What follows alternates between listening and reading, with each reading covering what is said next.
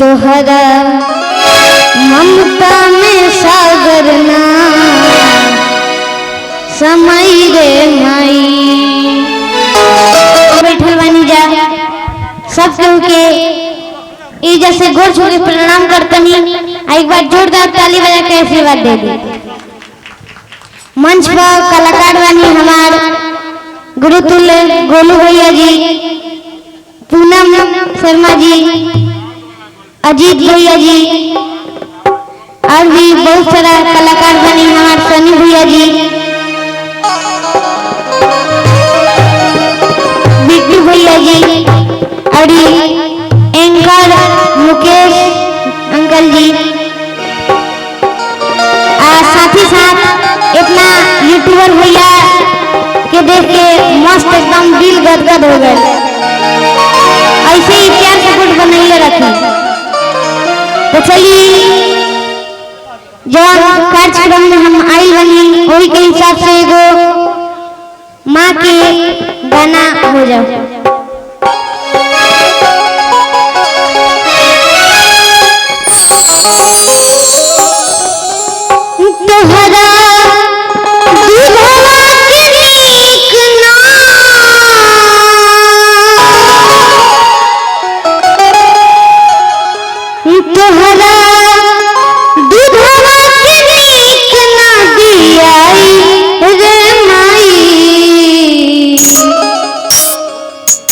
तोहरा ममता में सागर ना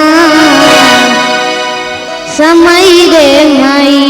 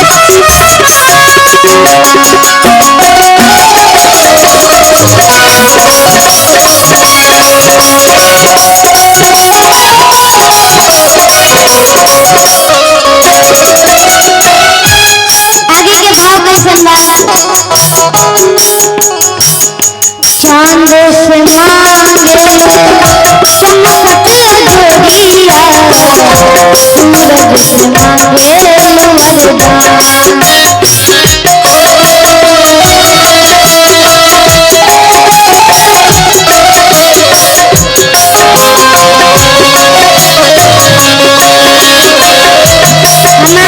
सनी भैया जी की तरफ से बहुत सारा पुरस्कार है।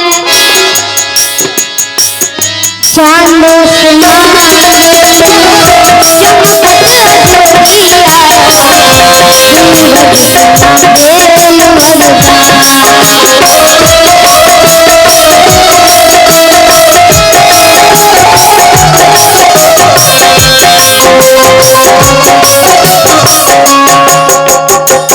छतिया के अमृत के दुधवा पिया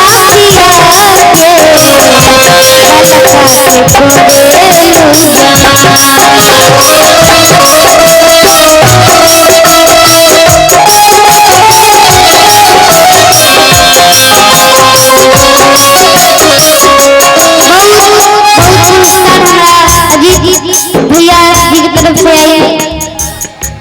चांद से मांगे लो चमकत गोरिया, सूरज से मांगे लो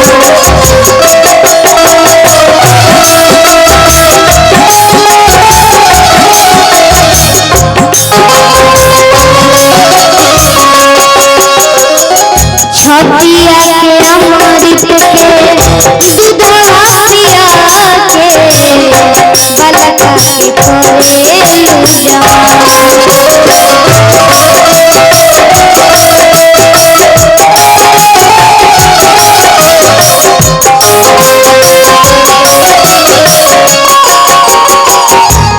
गाना के अंतिम भाव अरविंद अंकल हीरो रहने आज